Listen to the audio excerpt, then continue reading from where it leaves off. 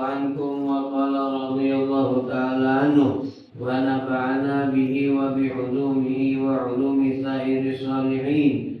وعن عبد الله بن عمرو بن عاص رضي الله عنهما عن النبي صلى الله عليه وسلم قال الكبائر الإشراك بالله وعقوق الوالدين وقتل النفس واليمين الغموس. رواه البخاري. اليمين الغموس التي يحلفها كاذبا عامدا سميت غموسا لأنها تلمس الحلف في الإثم. وعنه أن رسول الله صلى الله عليه وسلم قال من الكبائر شتم الرجل والديه. قالوا يا رسول الله وهل يشتم الرجل والديه؟ قال نعم، يسب أبا الرجل فيسب أباه ويسب أمه فيسب أمه. متفق عليه. وفي رواية إن من أكبر الكبائر أن يلعن الرجل والديه. قيل يا رسول الله كيف يلعن الرجل والديه؟ قال يسب أبا الرجل فيسب أباه ويسب أمه فيسب أمه. وعن أبي محمد جبير بن مطعم رضي الله عنه أن رسول الله صلى الله عليه وسلم قال لا يدخل الجنة خاطع. قال سفيان في رواية يعني قاطع رحم. متفق عليه. Assalamualaikum warahmatullahi wabarakatuh.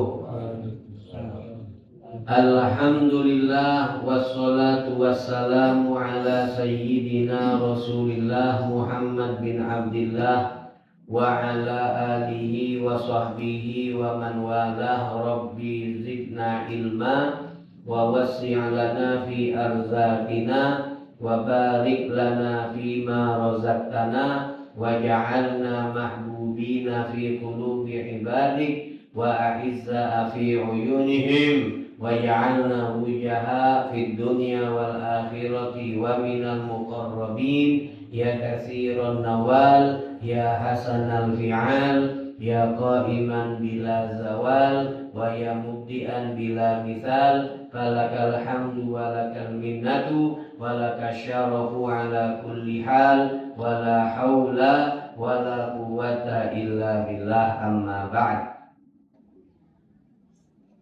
Wa an Abdillah bin Amr bin As radhiyallahu anhuma, dari sahabat Abdullah bin Amr bin As radhiyallahu anhuma anin nabiyyi sallallahu alaihi wasallam, daripada baginda Nabi Muhammad sallallahu alaihi wasallam. Qala, baginda Nabi bersabda, al-kabairu al-isyraku billah. Al-kabair, dosa besar, atau bisa kita artikan menurut ulama termasuk daripada dosa besar, karena yang disebutkan oleh Nabi di dalam hadis ini cuma beberapa. Yang pertama al-isyrak, yang kedua uququl walidain, yang ketiga qatlun nafsi, yang keempat al-yaminul ghamus. Dalam hadis ini Nabi menyebut hanya 4 dosa besar. Kalau kita artikan al-kabairu, dosa-dosa besar adalah 1, 2, 3, 4. Kage wong salah memahami, langsung dia nyimpulkan dosa besar itu cuma 4. Padahal banyak. Dosa besar itu bukan hanya 4. Makanya di saat Nabi Muhammad menyebutkan al-kabair, dosa-dosa besar, itu maksud Nabi Muhammad bukan cuma 4, akan tetapi maksud Nabi Muhammad adalah termasuk daripada dosa-dosa besar, 4 dosa yang disebutkan Nabi dalam hadis ini. Jadi kalau dalam bahasa Arabnya, sebelum kalimat kabair itu ada kalimat minal kabair, termasuk dosa-dosa besar. Jadi bukan cuma 4, tapi sebagian daripada dosa besar itu ada 4 yang disebutkan dalam hadis ini. Kemudian lalu ada yang bertanya, kalau memang dosa besar itu lebih dari 4, kenapa Nabi Muhammad nyebut di dalam hadis ini cuma 4? Kan ketika sudah kita diajarkan oleh ulama ketika mengartikan, menerjemahkan hadis ini, maka kita harus diawali hadis ini dengan kalimat termasuk dosa-dosa besar. Termasuk itu tidak hati dalam hadis, tapi secara makna itu bisa dipahami. Kenapa? Karena dosa besar itu banyak, sedangkan yang disebut Nabi cuma 4. Nah, jadi ketika kita mengartikan hadis ini, ketika kita baca al-kabairu, sebenarnya sebelum kalimat al-kabairu itu ada min. Jadi sebenarnya minal kabairi, termasuk daripada dosa-dosa besar. Nah, timbul pertanyaan, kalau memang dosa besar itu banyak, kenapa Nabi nyebut dalam hadis ini cuma 4? Maka dijawab oleh ulama, alasan yang pertama, karena ini dosa yang biasanya mudah untuk dilakukan. Yang lain itu ada banyak, cuma jarang kejadiannya. Yang banyak nih yang mudah untuk digawikan oleh umat Nabi Muhammad ini 4, makanya disebut 4 ini baik. Ada ulama yang ngomong seperti itu alasan Nabi ketika cuma menyebutkan 4 dosa besar, padahal banyak. Atau yang kedua alasannya seperti yang dijelaskan minggu lalu, bahwasanya Nabi ini kalau mengeluarkan satu hadis sabda, maka melihat siapa yang ada di depan Nabi. Audiensnya siapa? Audiensnya siapa? Audiennya siapa? Audiensnya siapa? Siapa wong yang ada di depan Nabi. Kalau wong yang ada di depan Nabi itu hafalannya kuat-kuat, yang di depan Nabi itu memang biasa duduk lama sama Nabi, maka disebutkan galo-galo. Nah, itu yang pertama. Tapi kalau ternyata yang duduk sama Nabi ini wong banyak, ibarat bukannya pas majelis khusus, tapi ini nyampaikannya di majelis umum, maka Nabi Muhammad nyebut yang paling penting baik cuma 4. Padahal banyak. Yo kenapa? Yo karena sesuai dengan situasi kondisi siapa yang ada di hadapan baginda Nabi Muhammad sallallahu alaihi wasallam. Kemudian termasuk alasan kenapa Nabi Muhammad nyebut 4 ini padahal dosa besar itu lebih dari 4. Sebagian ulama ngaleskennya adalah karena likauniha a'dhamal kabair. Likauniha, karena 4 ini yang akan kita bahas adalah a'dham al-kabair, dosa besar yang paling besar. Dosa besar yang paling besar. Jadi ana ulangi, Nabi Muhammad beliau mengatakan dalam hadis ini, mengawalinya dengan kalimat al-kabairu, dosa-dosa besar. Al-isyraku billah sama dengan satu al-isyraku billah, dan seterusnya ada empat. Nah, pas kita mengartikannya jangan langsung kita mengartikan dosa-dosa besar, tapi sebelumnya harus ada kalimat minal kabair, termasuk daripada dosa-dosa besar. Kenapa harus ada kalimat termasuk? Kenapa harus ada kalimat minal kabair? Padahal Nabi tidak nyebut min. Nabi langsung ngomong kabair. Jawabannya karena dosa besar itu lebih dari empat. Nah, timbul pertanyaan lain, kalau memang dosa besar itu lebih dari empat, lalu ngapo Nabi nyebut cuma empat? Kalau memang lebih, ngapo nyebut cuma empat? Jawabannya nomor satu. Apa tadi nomor satu? Apa? Karena sering digawikeun. Ini dulu nomor satu tuh karena mudah wong nak ngawi keempat ini. Yang kedua, ada yang ulama katakan bukan itu alasannya, tapi alasannya karena sikon. Karena siapa yang ada di depan Nabi. Karena di depan Nabi ini sahabat-sahabat yang ibarat kata mereka itu bukannya khusus taklim sama Nabi, maka Nabi cuma nyebut empat. Atau jawaban yang ketiga, apa tadi yang ketiga?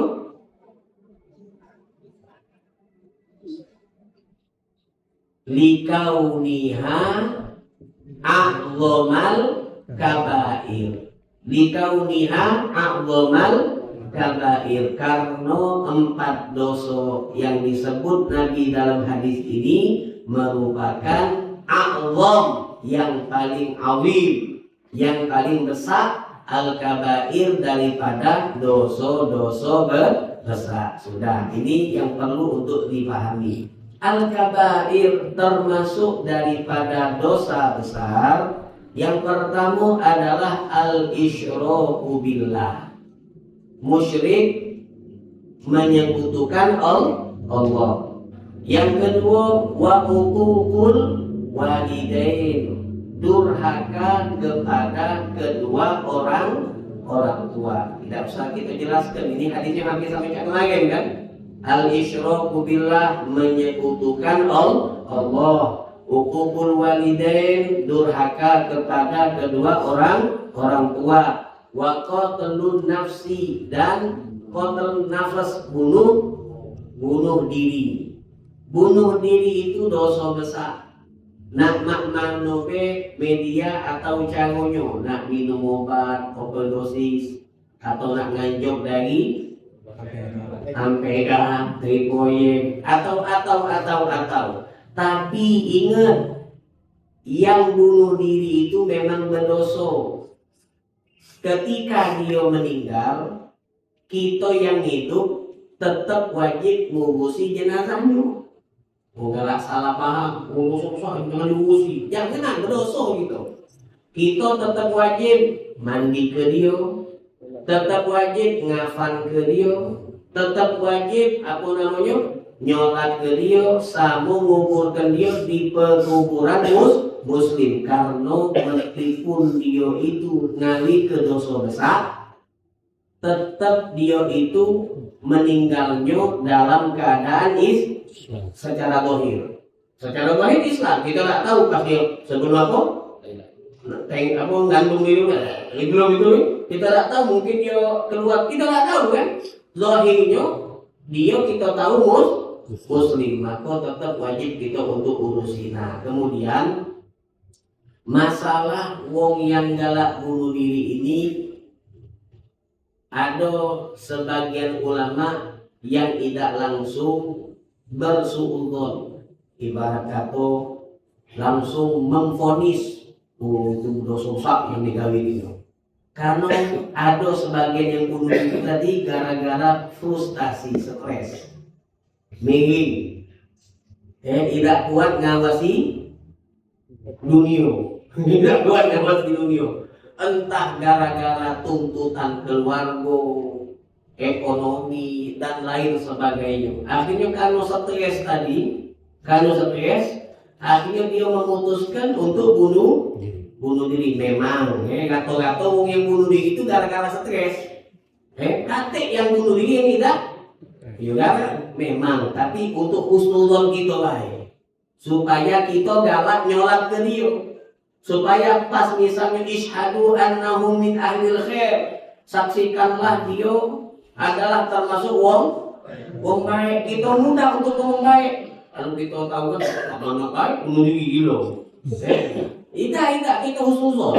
Karena memang ketika wong itu sudah meninggal, mak mano baik apa yang telah dia gawikan ketika dia masih hidup, selama dia masih muslim, kita diperintahkan untuk mendoakannya. Dan ketika kita berdoa, tentunya kita harus ada motivasi dalam hati agar kita galak doakan dia. Motivasinya itu husnuzon. Baik sangko sama mayit tadi. Kalau kita suzon, berhentilah, ada di gila. Lemaknya minta ampun sama Allah. Ya Allah ampuni dia. Dia nganggu aku terus. Nah, gara-gara tak kati husnuzon. Kalau tak kati husnuzon, tak bakal berdoa. Nah, jadi untuk husnuzon kita baik. Apa namanya, harapan kita sebelum dia memutuskan untuk bunuh diri, dia itu bukan sekedar stres, tapi sudah masuk ke tahapan pucuknya stres. Apa dia? Gila.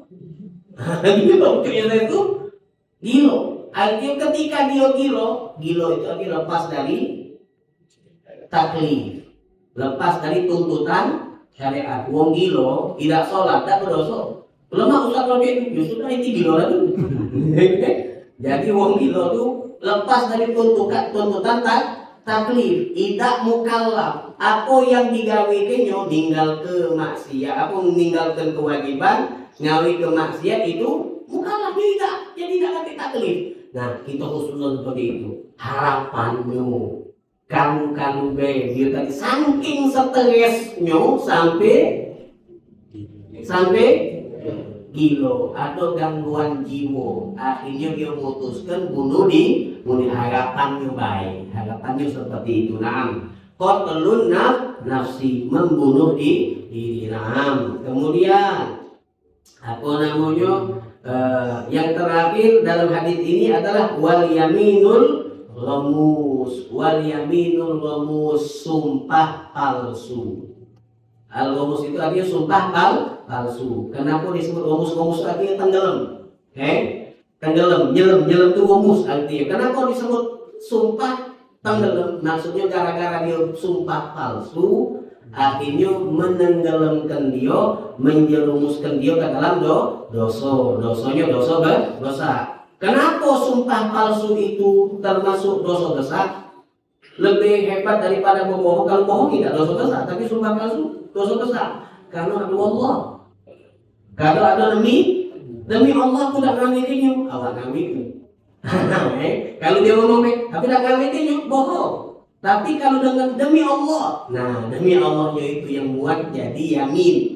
Jadi sumpah, gara-gara bawa nama Allah, maka disebut itu dosa besar. Karena apa? Ya karena artinya dia tak kati ta'zim terhadap nama Allah Subhanahu wa ta'ala. Naam, lanjut. Hadis yang ketiga dalam bab qati'ir rahim sama bab durhaka kepada wong tua. Wa anhu, dari sahabat anhu itu sama Abdullah bin Amr bin As, anna Rasulullah sallallahu alaihi wasallam qala, sesungguhnya baginda Rasulullah sallallahu alaihi wasallam qala, bersabda, minal kabair. Nah, ayat ada kan? Ada apa? Ada min. Ulama tu tak bakal ngapo-ngapo kecuali ada sandaran, ada senderan. Tak baca masing-masing, harus ada sandaran untuk nyender. Pojok langsung al-kabairu, yang bawah ada. Nah, gara-gara yang bawah ada min, maka dari inilah dikiaskan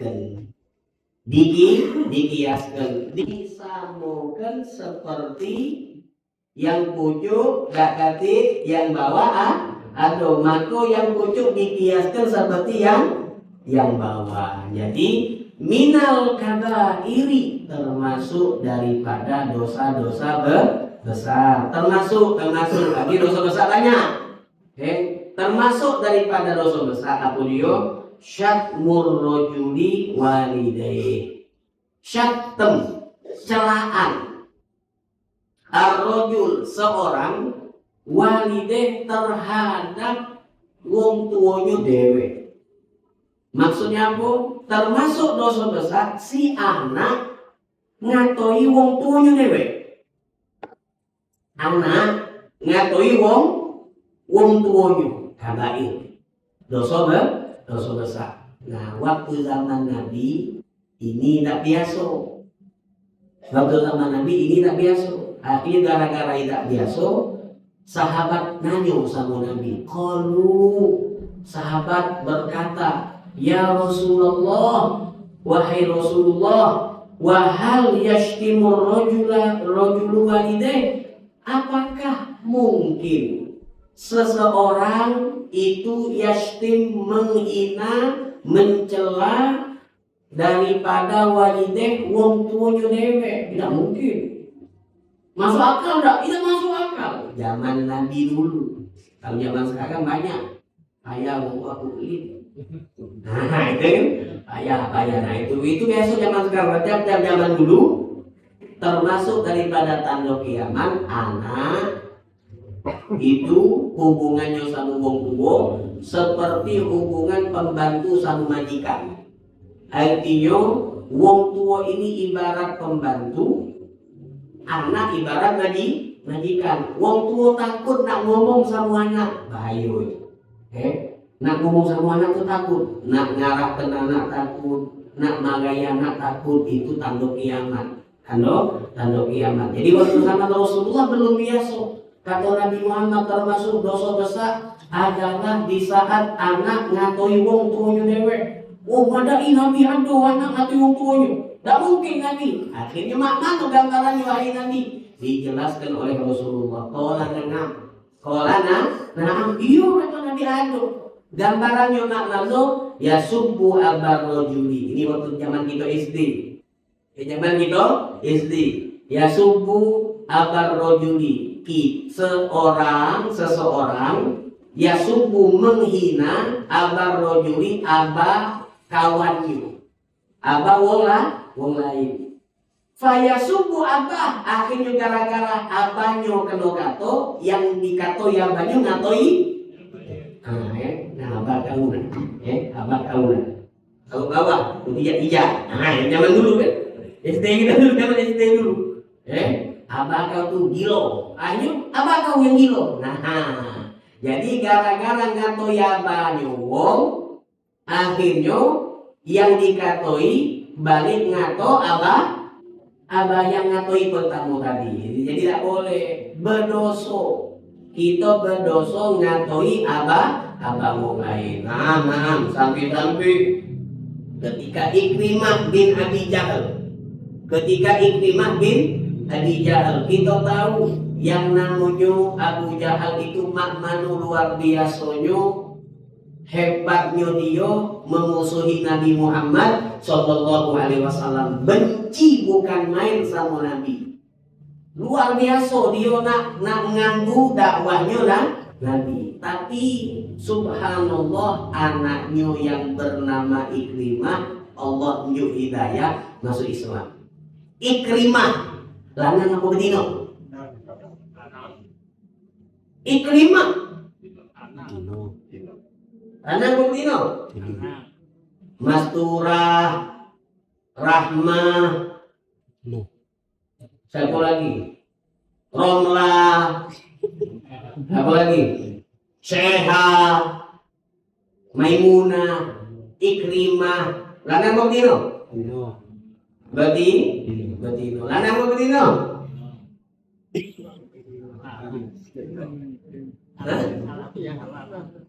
Anak punya habis, lanang bisa betina. Ikrimah, namanya dewe Ikrimah. Lanang apa bedino? Apa? Nama Jin?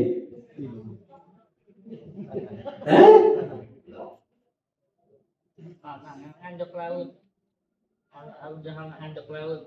Di kamar kita itu kok. Nah, nganjak laut. Nah, mana sih nggak mau masuk-masuk?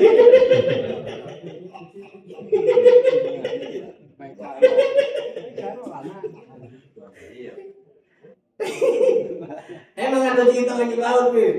Iya, emang ada. Waktu Fathu Makkah, aku namanya Namu Ikrimah ini termasuk sudah di one tap, once.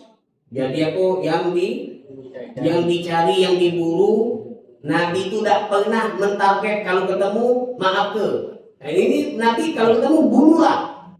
Nak dia nyerah atau dia bunuh. Akhirnya kalau tahu dia diincar oleh Nabi, akhirnya berlari ke Jeddah sampai nak nganjok. Bininya Ikrimah lanang. Ikrimah itu lanang. Bininya Ikrimah waktu itu datang sama Nabi, Rasulullah ini laki aku ini main. Ya sudah, kata Nabi dia tahu Ikrimah bahwa aku maaf ke dia. Oh, kata dia mak mano. Kalau nak maaf kalau cuma ngomongan kata bukti sago Nabi. Harus ada bukti. Nanti Nabi satu alamat bahwa ini aku sudah maaf. Akhirnya Ikrimah balik dan masuk Islam. Nabi pesan sama sahabat, dengar lagi Ikrimah nak datang. Dengar lagi Ikrimah nak datang. Kalau kamu lagi duduk sama Ikrimah, maka jangan sekali-kali kamu berani-berani nyeritakan tentang keburukan Abu Jahal Labani.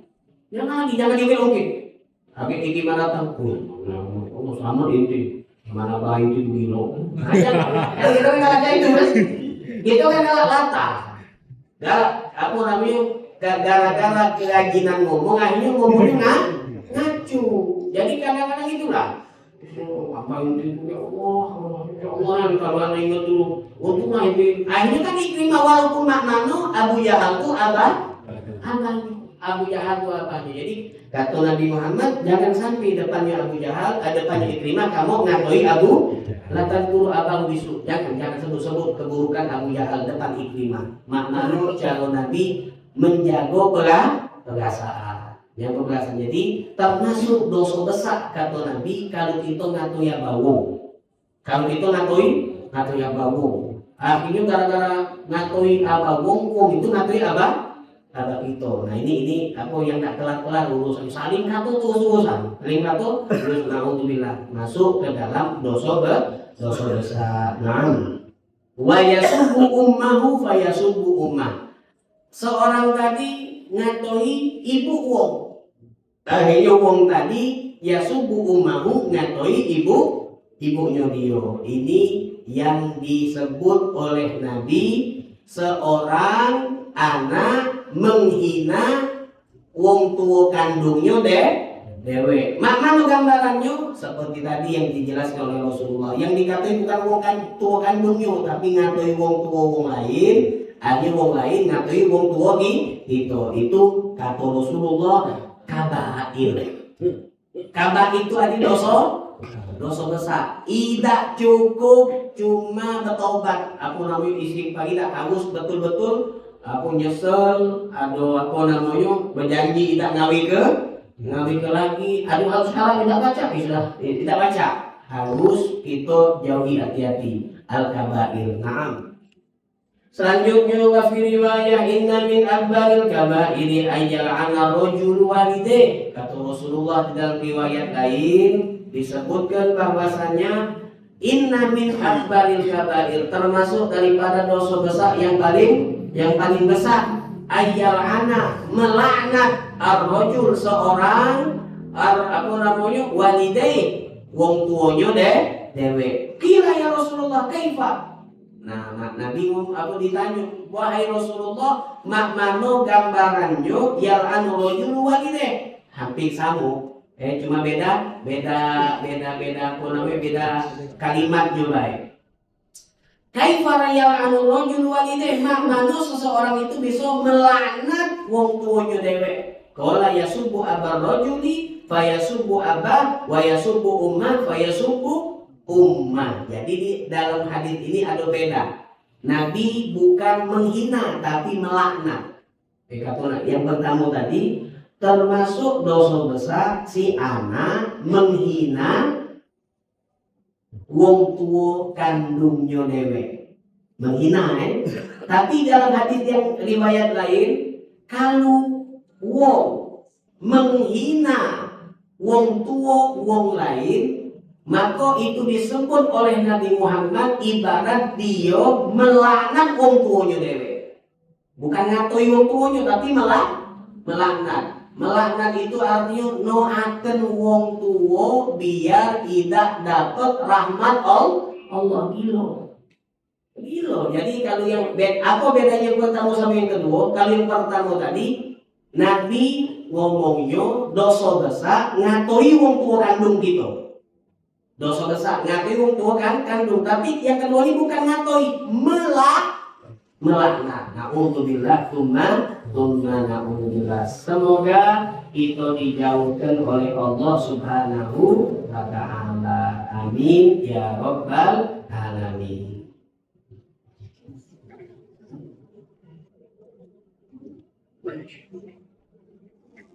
Bismillahirrahmanirrahim. Alhamdulillah.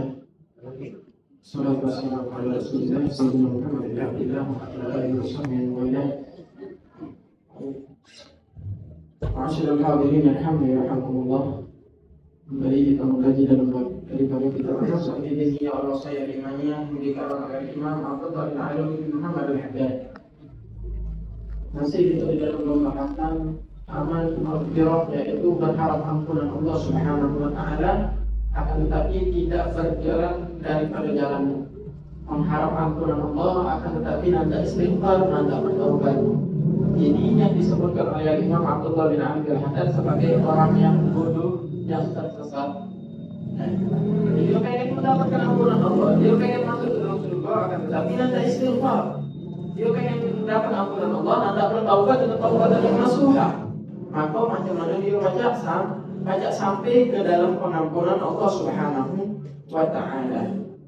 Kemudian disebutkan walamma sa'alat Aisyah radhiyallahu anha Rasulullah sallallahu alaihi wasallam an qaulihi ta'ala walladzina yu'tuna ma ataw wa qulubuhum wajilah ahwa anna rajul yazni wa yasrik thumma yakhaf qala la bal huwa rajulun yusalli wa yasum wa yatasaddaq wa yakhafu an la yaqbala minhu al-hadith. Dari sini Sayyidina Aisyah pernah dalam suatu kesempatan bertanya kepada baginda Nabi Muhammad sallallahu alaihi wa ala alihi wasallam tentang suatu ayat yang mana ayat tersebut di dalam surah Al-Mu'minun.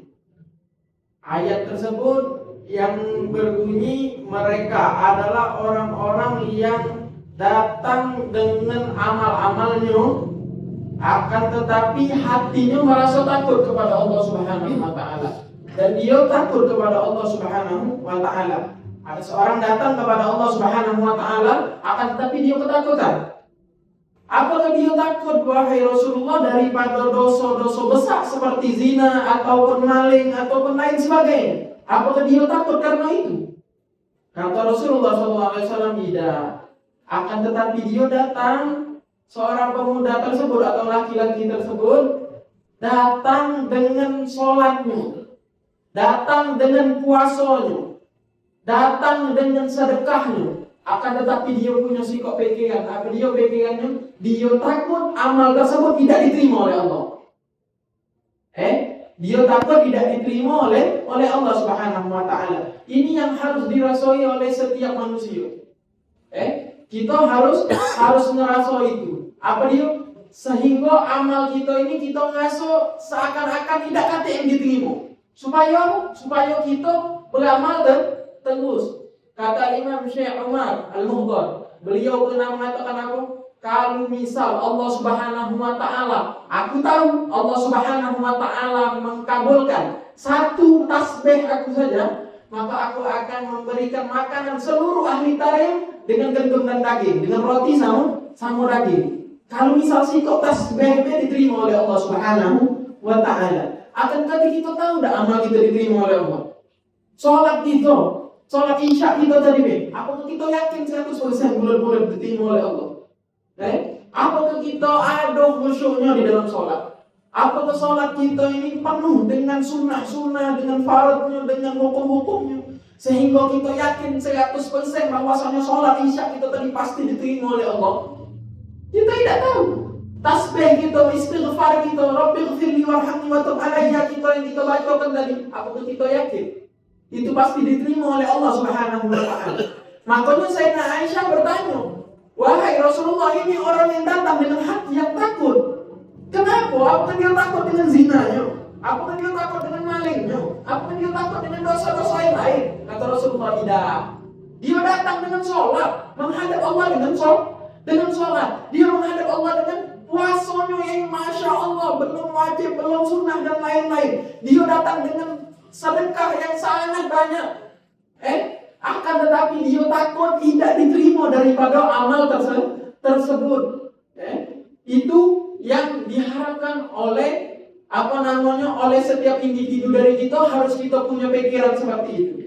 Yaitu kita berpikir bahwasanya belum tahu amal kita ini diterima oleh Allah Subhanahu wa ta'ala apa tidak.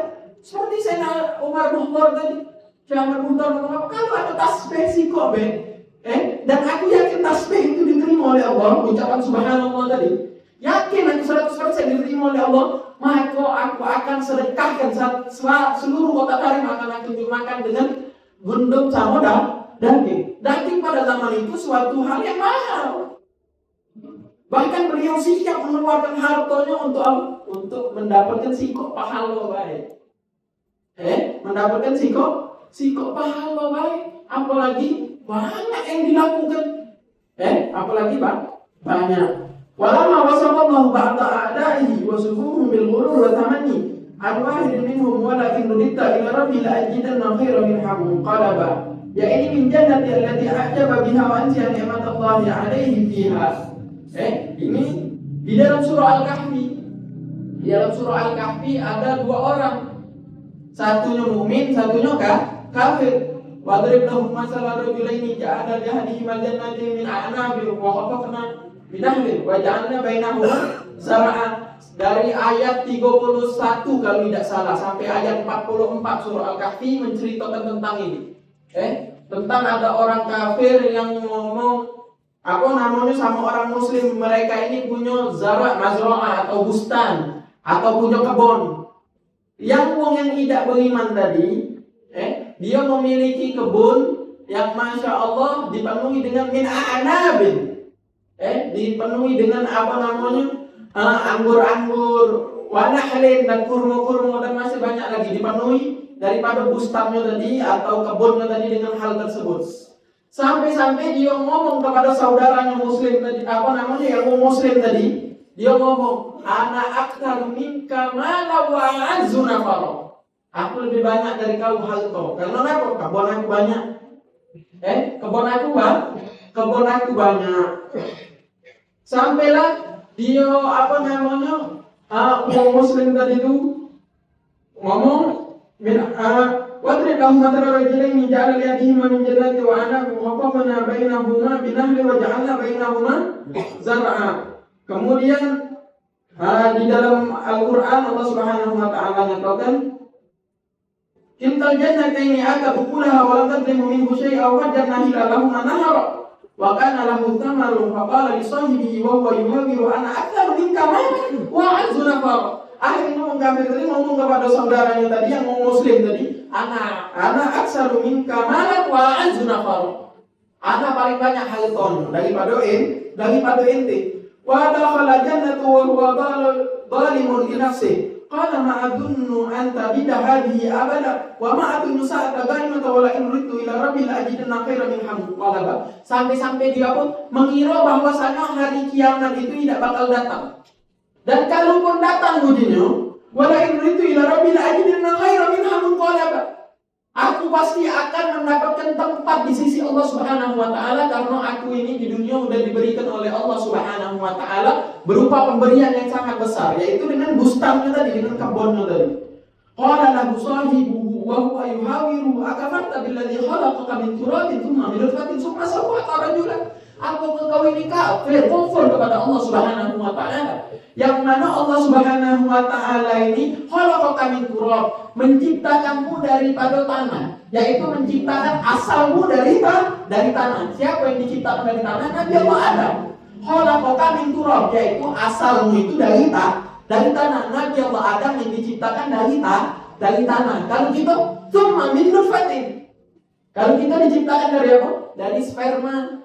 Tsumma min nutfatin tsumma sawwaka rajula. Kemudian Allah Subhanahu wa taala menjadikan engkau seorang laki-laki yang perkasa sehingga engkau bisa bergawe, bisa mengembangkan bustan tadi, mengembangkan kebun kau tadi. Akan tapi kau kafir kepada Allah Subhanahu wa taala dengan mengatakan bahwasanya hari kiamat itu tidak datang. Kalaupun datang, aku pasti akan mendapatkan tempat di sisi Allah Subhanahu wa taala karena Allah sudah memberikan aku berupa kebun tadi. Itu tanda bahwasanya Allah Subhanahu wa taala cinta kepada aku atau memberikan kepada aku tempat. Qala lahu sahibuhu wa huwa yuhawiruhu akafarta billadhi khalaqaka min turabin thumma min nutfatin thumma sawwaka rajulan lakinnahu wallahu rabbi wa la usyriku bi rabbi ahada. Maka kata orang muslim tadi yang lakinnahu wallahu rabbi, akan tetapi kalau aku wallahu rabbi, Allah adalah Tuhanku, wala usyriku bi rabbi ahada, dan aku tidak akan syirik tentang perkara ini kepada Allah Subhanahu wa ta'ala. Tentang perkara bahwasanya hari kiamat itu bakal ada, aku tidak bakal ingkar dan aku tidak bakal syirik kepada Allah Subhanahu wa ta'ala. Nah, ini adalah cerita yang Allah Subhanahu wa ta'ala tegaskan di dalam surah Al-Kahfi tersebut. Tentang seorang mukmin dan seorang kafir yang berdialog tentang masalah pemberian Allah yang berupa kebun. Yang punya wong kafir, Allah Subhanahu wa taala kembangkan kebunnya banyak daripada tanaman anggur, banyak dari tanaman nakhel, daripada kurma sampai dia kufur kepada Allah Subhanahu wa taala. Walau la idhal jannata faqulta ma sya Allah la quwwata illa billah intarani ana aqallu minka malam wa walada.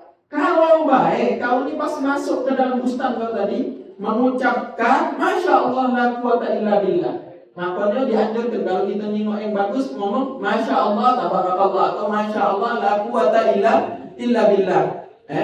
Intaranya anak aqallu minka malan wa walada. Walaupun kau lihat aku ini sebagai orang yang tidak ada harta, tidak ada harta, dan aku tidak ada la akibali, dan tidak ada keturunan bagiku. Itu tidak ada kata urusan bagi engkau. Kalau engkau masuk ke dalam bustanmu tadi dengan mengucapkan ini, engkau akan melihat aku ini walaupun aku tidak kata apa-apa itu lebih senang. Lebih senang buat kau dan lebih beruntung buat kau kalau kau bersyukur terhadap pemberian Allah Subhanahu wa ta'ala. Fa asara bi ayyutiyani khairum min jannatika wa yursila 'alaiha husbana minas sama' wa tusbiha sa'idan zalaqa. Dikatakan fa'asa, semoga Tuhanku Allah Subhanahu wa ta'ala ayyutiyani khairum min jannatika, dan semoga Allah Subhanahu wa ta'ala memberikan kepadaku khairum min jannatika, lebih baik daripada kebun kau tadi. Lebih baik daripada kebun kau tadi. Kau sombong dengan kebun kau sehingga kau tidak tahu bersyukur atas pemberian Allah Subhanahu wa ta'ala. Wa yursila 'alaiha husbana minas sama', dan ditakutkan akan turun. Yursila 'alaiha husbana minas sama'. Husbanan yakni azaban minas sama'. Akan turun azab Allah Subhanahu wa ta'ala dari langit ke kebun kau itu. Husbana minas sama' wa tusbiha sa'idan zalaqa, sampai kebun kau tadi jadi ardul mangsa. Jadi tanah yang datang kata apa-apa. Tanah kosong sampai dengan azabnya tadi. Kenapa? Dia tidak percaya dengan omongan dia tadi, dan dia syirik kepada Allah berupa dengan omongan bahwasanya hari kiamat itu tidak kata, dan dia merendahkan saudaranya sesama muslim. Au yusbiha ma'uha ghawran falan tastati'u lahu talaba, sampai dijadikan banyunya itu banyu yang ada di situ tidak layak untuk dikonsumsi, tidak patut digawekan lah untuk kebun walau untuk minum. Ini apa namanya ancaman bagi dia tadi. Kemudian Allah Subhanahu wa taala memberikan peringatan untuk kita dan untuk orang-orang ini terjadi jelas sebelum kita, dan ini terjadi menjadi peringatan juga buat kita. Menjadi peringatan buat kita. Di saat kita mendapat nikmat, kita bersyukur kepada Allah Subhanahu wa taala. Di saat kita nikmat yang ada pada orang lain, kita juga syukuri. Kita puji Masya Allah tabarakallah, Masya Allah tabarakallah. Atau sholawat kan, di saat orang itu nikmat kemudian dia kufur, maka Allah Subhanahu wa taala hilangkan. Kemudian kebun-kebun dia yang bagus jadi tanah datar, gara-gara dia kufur kepada Allah Subhanahu wa taala. Ya ini min jannatihi allati a'jaba biha wa nasiya ni'matallahi 'alaihi fiha. Dan dia kufur terhadap nikmat-nikmat Allah Subhanahu wa taala, dan dia lupa terhadap nikmat.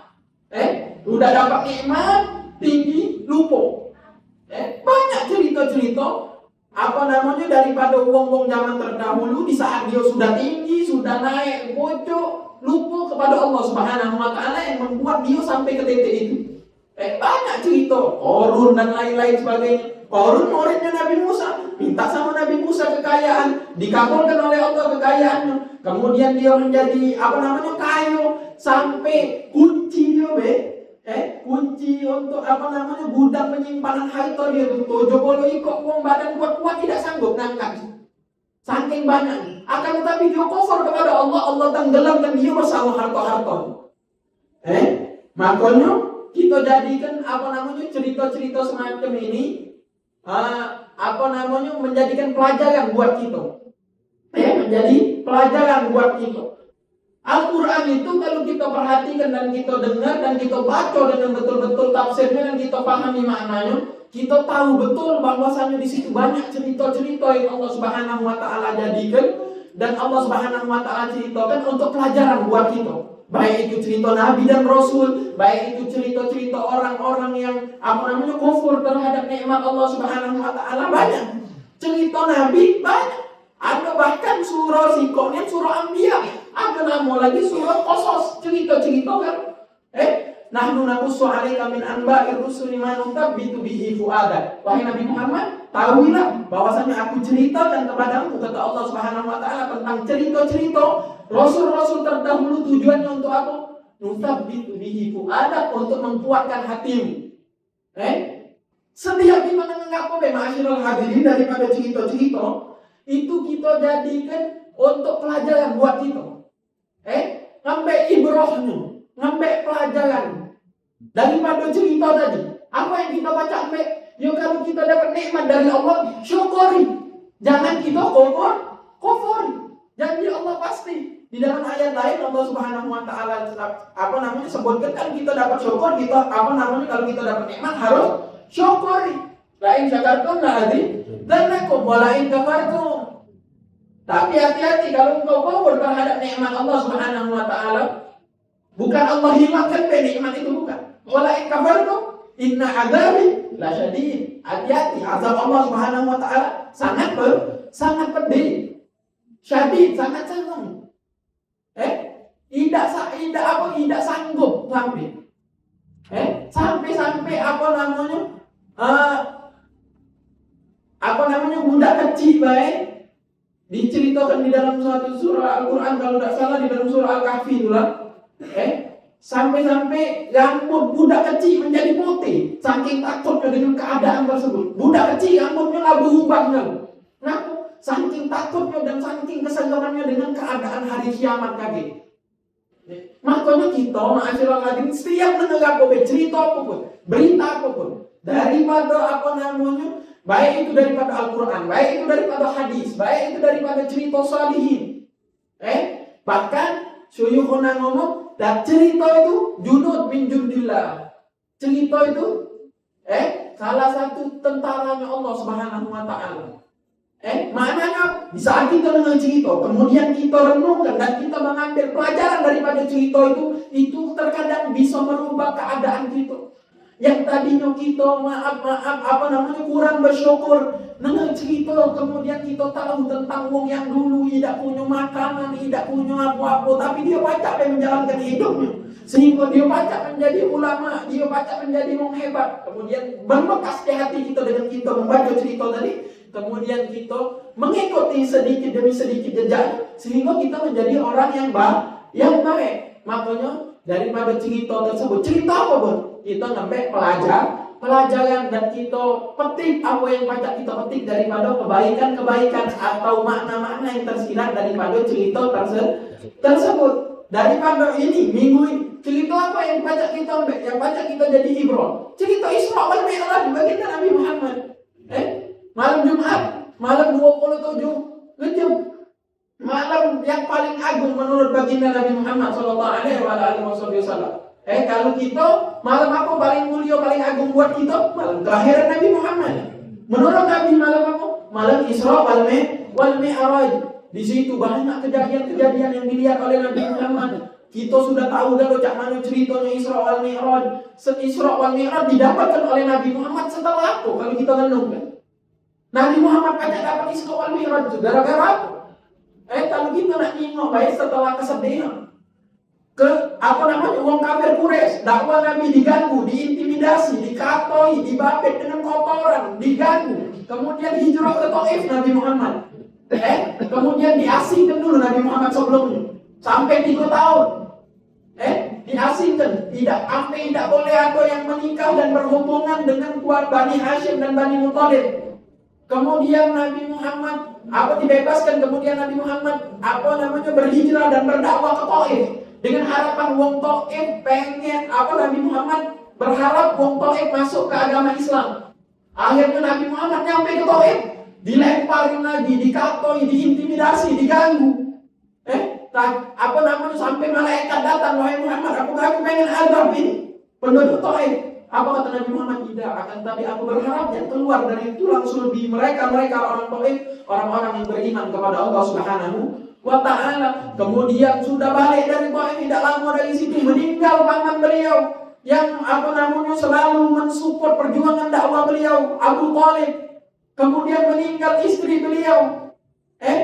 Meninggal istri beliau siapa namanya? Siti Khadijah Al-Kubra. Kemudian Nabi Muhammad sudah banyak beban yang dilewati, kemudian dapat hadiah dari Allah berupa Isra wal Mi'raj. Hadiahnya tidak tanggung-tanggung. Kalau Nabi Musa mendapat berdialog, berkomunikasi dengan Allah Subhanahu wa ta'ala, bertemu dengan Allah di Turi Sina. Mudah naik ke puncak gunung, apa dia kata Allah Subhanahu wa ta'ala? Ikhla'na 'alaika fa innaka bil wadil muqaddasi tuwa. Wahai Nabi Allah Musa, lepas sandalmu. Sungguhnya engkau di dalam berada di tempat yang mulia, ingin berdialog dengan Allah Subhanahu wa ta'ala. Baru dengan dikit baru tajalla dikit baik, Nabi Musa langsung tidak sadarkan diri. Akan tetapi Nabi Muhammad SAW mendapat hadiah, naik bertemu dengan Allah Subhanahu wa ta'ala, langsung melewati 7 lapis langit. Melihat apapun yang Nabi Muhammad lihat daripada setiap langit, bertemu dengan Anbiya. Subhanallah, ini adalah ibrah yang besar untuk itu. Sampai Nabi Muhammad bertemu dengan Allah Subhanahu wa ta'ala dengan ruh dan jasad beliau menurut akidah kita ahli sunnah wal jamaah. Kemudian mendapatkan sholat 50 waktu. Turun ke bawah ketemu Nabi Allah Musa. Wahai Muhammad, umat aku kuat-kuat lagi, tidak mampu, naik lagi. Nabi Muhammad rahmat untuk kita, naik lagi ke pucuk sampai jadi 5 waktu. 5 waktu pahalanya tak 50 waktu. Dapat lagi, nyampe turun ke bawah, bukannya langsung menceritakan Isra wal Mi'raj yang dilalui oleh Nabi Muhammad dengan subhanalladzi asra bi'abdihi lailan. Asra itu jalan malam-malam. Asra itu jalan di malam hari. Bi'abdihi lailan, makin malam lagi Allah Subhanahu wa ta'ala mentaukidkan, menguatkan berita ini dengan bahwasanya Nabi Muhammad berjalan di malam hari dan benar-benar melakukan perjalanan itu. Ba'dal mufassirin sebagian ahli tafsir mengatakan lailan ba'dal lail, bukan malam-malam galak-galak, tidak. Saking cepatnya kejadian tersebut, setengah malam baik. Isra wal Mi'raj, jalan daripada Mekah ke Baitul Maqdis, naik ke pucuk, bertemu dengan Allah, dapat sholat, turun ke bawah, cerita kepada kafir Quraisy. Apa yang dilakukan? Seluruhnya tidak percaya. Abu Jahal dan kawan-kawan sampai nyari. Yang paling dekat sama Nabi Muhammad siapa? Abu Bakar. Cari-cari Sayyidina Abu Bakar. Sudah ketemu Sayyidina Abu Bakar, dia omongin, wahai Sayyidina Abu Bakar, kamu sudah tahu apa yang diomongin oleh kawan kalian ini? Rasulullah SAW ngomong apa? Apa dia emang? Diceritanya lah. Jadi dia ngomong berjalan dari Masjidil Haram ke Masjidil Aqsa, kemudian naik ke puncak Isra wal Mi'raj. Atau Sayyidina Abu Bakar, benar tak Rasulullah yang ngomong? Benar. Al-Ma'in qala faqad shadaq. Kalau Nabi Muhammad yang ngomong, aku percaya. Kenapa macam itu? Kata Sayyidina Abu Bakar, yang lebih dari itu aku percaya, apalagi ini. Keimanannya yang ada di dalam hati seorang sahabat baginda Nabi Muhammad SAW. Kita renungkan, kita dengarkan daripada banyak majlis yang bakal kita hadiri tentang Isra wal Mi'raj, menceritakan tentang cerita Isra wal Mi'raj. Kita ngambil pelajaran, kita ngambil ibrah. Apa sih yang kita baca ambil? Salah satu dari sekian banyaknya apa? Habis kesulitan pasti ada kesenangan. Habis kesusahan pasti ada kemudahan. Jangan jangan galak. Jangan banyak pikiran. Kita jenuh, kita pusing mikirkan ini dan itu pikiran. Yakin bahwasanya setelah kesulitan pasti akan datang yang namanya kemudahan. Setiap perjuangan setelahnya pasti ada kemenangan. Asalkan kita yakin kepada Allah Subhanahu wa ta'ala. Semoga Allah Subhanahu wa ta'ala mengampuni dosa kita dan kita bisa mengambil pelajaran-pelajaran setiap kejadian-kejadian yang pernah ada daripada umat manusia. Amin ya rabbal alamin. Wassallallahu wasallam ala afdhalil makhluqin sayyidina Muhammadin walhamdulillahi rabbil alamin. Ya